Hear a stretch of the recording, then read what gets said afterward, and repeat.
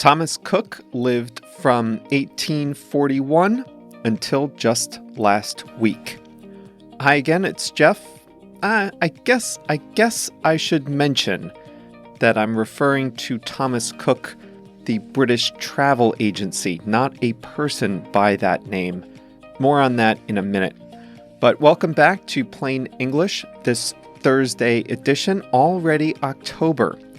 Today's episode is number 195, so that means all your episode resources can be found at plainenglish.com/195. The grammar lesson today is about using much less in a sentence, and the flashcards are about emergencies. Coming up today, Thomas Cook was the world's oldest travel agency, selling vacation packages and tours to Europeans traveling abroad. Its sudden collapse on September 23rd left 150,000 people stranded on vacation. Sounds like a dream, right? More like a nightmare, as everyone has to scramble to find their way back home, and some people told horror stories of being locked in their hotel rooms until they paid. The phrasal verb we have today is come through, and JR has a song of the week. Would you like to be part of our free email community?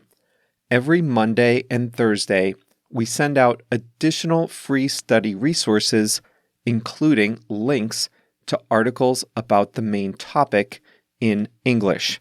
So if you like this topic, you can read more about it from sources like the BBC, but also some other blogs and websites that you might not have heard about before. If this sounds good to you, sign up for free at plainenglish.com/mail.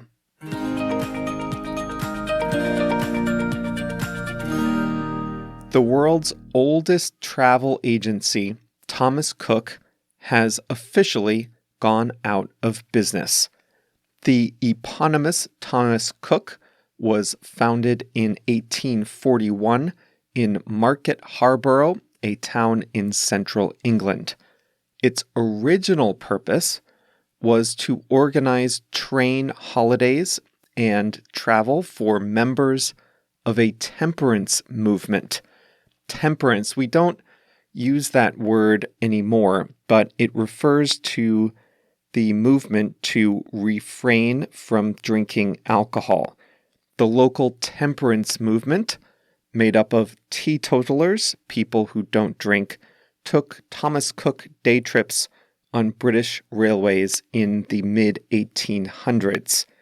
Now, almost 2 centuries later, Thomas Cook had grown into a global brand, serving 19 million travelers a year, most of them based in Europe. And they had offices and shops in 16 countries. They sold package vacations. You could go into a Thomas Cook agency and book your entire vacation, including your flight, accommodations, and tours in your destination city. They had retail shops, so what happened is you could walk in the door, sit down with an agent, browse through brochures or a big book, and select a holiday. You'd pay them for everything, and Thomas Cook would handle all the logistics. In fact, they were so popular that they flew their own planes. They had their own airline just for their own vacation customers. The airline flew to 82 destinations in Africa, Asia, North America, and Europe. It was a one-stop shop for your vacation. You wouldn't have to worry about connecting flights, museum tickets, shuttle buses, what time does everything happen, all that stuff, even your meals would sometimes be included. Your only job as a traveler, write the check, pack your bags, and show up at the appointed hour. Everything else was done for you. That's not how I travel. That's not the way I like to do it. For me, half the fun is in figuring out what I'm going to do, when I'm going to do it, what big attractions I'll skip, and what tiny attractions I'll do instead.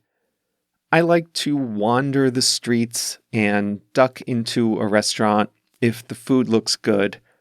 And I like to travel by myself or with one or two other people max. The idea of boarding a big shuttle bus with 50 other American travelers, I can't even. However, there is some beauty in the simplicity of a package vacation. If you're not good at planning or if you have a large family, just let Thomas Cook handle everything for you. Don't just book it, went the slogan, Thomas Cook it. In Monday's episode, we'll talk about whether the idea of a full-service travel agency is even a viable business any longer. But today, I want to talk more about Thomas Cook itself and what's happening with all its travelers. It's a fiasco. Travelers paid Thomas Cook for everything, so Thomas Cook is the one that was supposed to pay the hotels that they were staying in.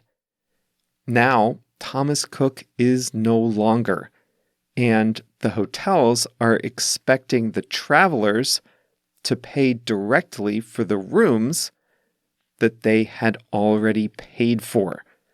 In Tunisia, a hotel called Les Oranges is not allowing travelers to leave until they've paid a second time for their rooms. Security guards are blocking the hotel's exits and not letting travelers leave until they pay. One couple said they had to pay 4,000 British pounds, almost $5,000, before they'd be allowed to leave. Britain has a government-mandated travel insurance plan that will cover travelers' hotel costs, but in the confusion, not everyone is getting prompt payment, and not all hotel operators believe that insurance companies will come through. Not everyone is facing such dire circumstances, but over 150,000 people are stranded abroad, and the UK government is now trying to bring them home. The government is calling it the largest ever peacetime repatriation effort. That label sounds a bit melodramatic to me, but it is quite an effort. Remember that Thomas Cook had its own airline with its own planes and staff. Well, those can no longer fly. So the British government had to obtain a fleet of aircraft to fly all over the world to collect the stranded Thomas Cook passengers and bring them home.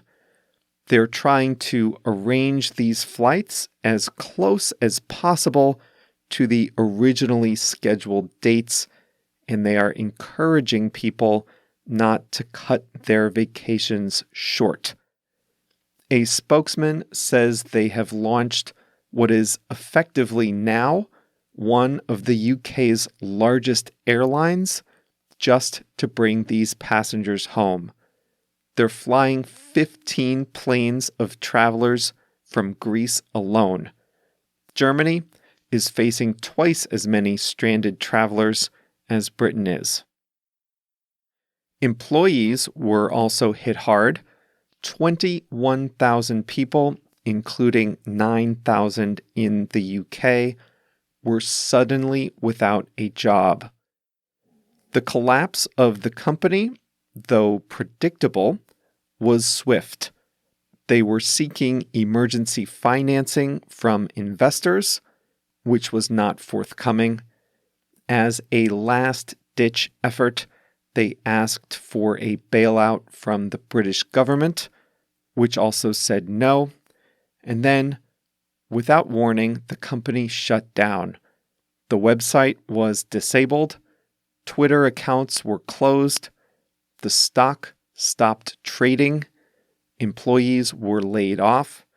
And a 178-year-old company was no more. Just like that.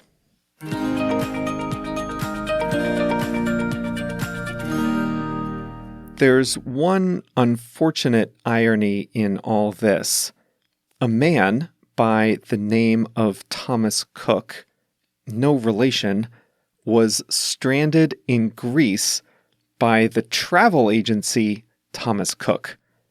Now, when he booked his travel, the company promised him a special surprise on his vacation since he has the same name as the agency. Now, they sure delivered on that promise of a special surprise, though not in the way anyone expected. By the way, as I was researching this article, I saw a different article about Japan Airlines. They have a new feature on their seat map, where you can select your seat off a map of the plane. They now show, and this is not even a joke, they now show where the babies are going to be located on the plane. It's actually an icon of a baby's face. They put it right on the seat where the baby is going to be. This is one of those ideas that makes so much sense, but will probably not last because surely it'll cause offense to somebody in the future. So enjoy it while it lasts. If you're flying Japan Airlines, you can choose a seat as far away from the nearest baby as possible.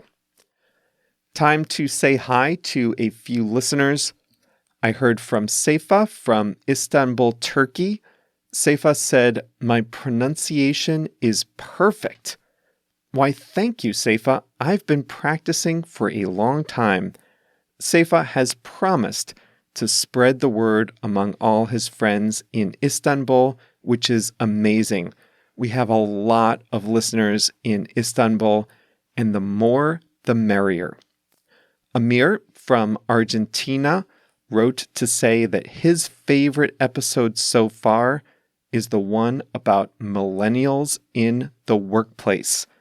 He said there were a lot of similarities between the American perspective, which I was describing, and his own experience. He agreed that having a sense of purpose at work improves everyone's results. So thanks to Amir and Seyfa for saying hi on WhatsApp. If you'd like to connect on WhatsApp, it's real easy.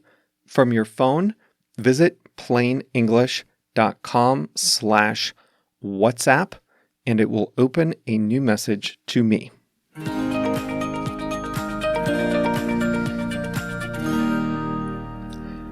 We have a good phrasal verb today, to come through. This is not extremely common, but it's a good one to know, to come through. When someone comes through, that person does something or completes something that you were hoping or expecting that they'd do. Something you really wanted or needed them to do, and they did it. they came through for you. I can think of plenty of examples related to this topic, so let's get going on some examples. We all put ourselves in the shoes of the travelers in the Thomas Cook case, and we don't like to hear stories of travelers being charged twice or barricaded in their hotels. But spare a thought for the hotel operator for a second. Thomas Cook promised hotels payment. Hotels opened their doors, served guests. And now? Now they might not get paid. They did their part, and now they might not get compensated. Luckily, the UK government has a mandatory travel insurance plan that every traveler pays into. So the insurance plan will pay for the hotels of the stranded travelers. That's a relief, right? But not every hotel operator thinks the insurance plan will come through. Yes, the government has this mandatory program. They promise to pay, but getting paid from an insurance plan is no sure thing, especially if it's from some foreign country. Will the British Insurance Agency come through for the hotels who served British travelers? Will the insurance agency do their part, do what's expected of them in these circumstances? Not all the hotels are convinced that the insurance agency will come through for them. The Civil Aviation Authority in Britain is responsible for bringing everyone home. They're coming through for their citizens abroad. They're doing what's expected of them, what travelers need from them. They're coming through for British citizens stranded abroad. The UK government did not come through when Thomas Cook asked for a bailout. Just days before its collapse, the travel agent asked the British government for a bailout. They asked the government to save them from their debts for extra money, but the government said no. They were not about to just give money to a failing company that is very indebted. So the government did not come through for Thomas Cook, and the company collapsed. I'll give you a personal example related to travel emergencies. Actually, I'll give you two. I was in India for work during something called demonetization. I won't go into details, but there was a cash shortage throughout the country. You could not get cash. ATMs were empty. To get money from a bank, you had to wait in hours-long lines, and this went on for weeks. Well, I landed in India right when this was going on, and I had literally no access to Indian rupees for over a week. I'm not even joking. I went to the US consulate. I went to every bank I have a relationship with. The Delhi branches of American Express, everywhere. No luck. I was working, so day to day, I was in a nice hotel. I took an office taxi to work. I was fine day to day, but I wasn't really comfortable going out on my own, exploring Delhi, much less other cities, if I didn't have cash. India is different from America. You need cash. Anyway, one of my coworkers really came through for me because he lent me some cash. He felt bad that I was visiting his country during this calamity and I couldn't go out and enjoy it. He really came through by lending me some cash at the beginning of my trip. He certainly didn't have to do that, and I didn't ask. I even felt bad accepting it at first. I didn't need it, but I kind of did if I wanted to go out and explore, as I like to do in Delhi. So he really came through for me. Here's my other example. When I moved to Chicago most recently, I drove. This is crazy. I drove a moving truck from New York City, where I had been living, to Chicago. And I hired local movers here just to unpack the truck and move all my furniture out of the truck and into my third floor apartment, like an hour or two of labor. So far, so good. But I realized when we were done that I couldn't get the truck out of the alley. This was a 26-foot truck, so about 8 meters. It was totally overkill. It was way bigger than what I needed. It was a big truck. I was fine driving it on the highway. Even in Manhattan, I could drive it. But I got into this tiny alley behind my house, and I couldn't get it out. I couldn't drive that thing in reverse. You know that feeling you get in the pit of your stomach when you know you're in a bad situation and it's all your fault? Yeah, that was me. Now, luckily, the movers who had unpacked the truck for me, they also knew how to drive and maneuver those big trucks. At first, they tried to guide me out of the alley when I was driving until they realized that it was futile. There was no way it was going to work with me behind the wheel. So they offered to get into my rental truck and back it out of the alley and onto the street for me. They really came through for me. They didn't have to do that. In fact, it was probably against multiple rules for them to do so. But they came through for me when I needed it. They did something for me that I needed someone to do, and they did it. They came through for me. Jennifer Lopez and Shakira will be performing at the halftime show of the Super Bowl in February. And to celebrate, JR picked a song from Jennifer Lopez.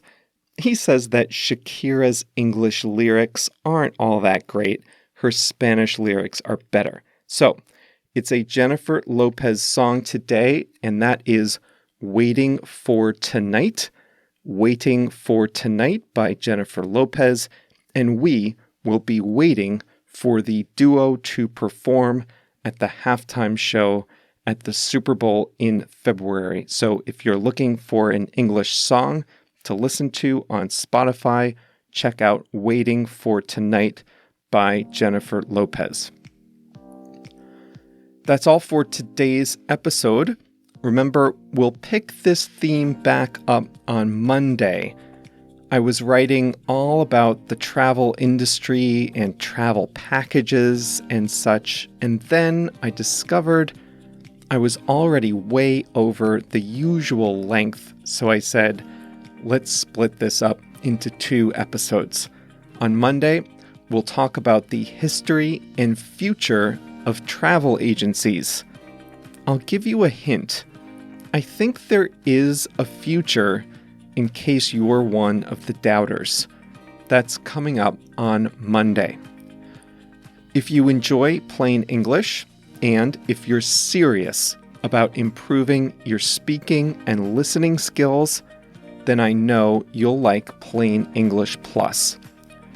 If you've ever thought, I understand plain English, now I just wish I could understand something faster, then you need to be part of Plain English Plus. Here's why.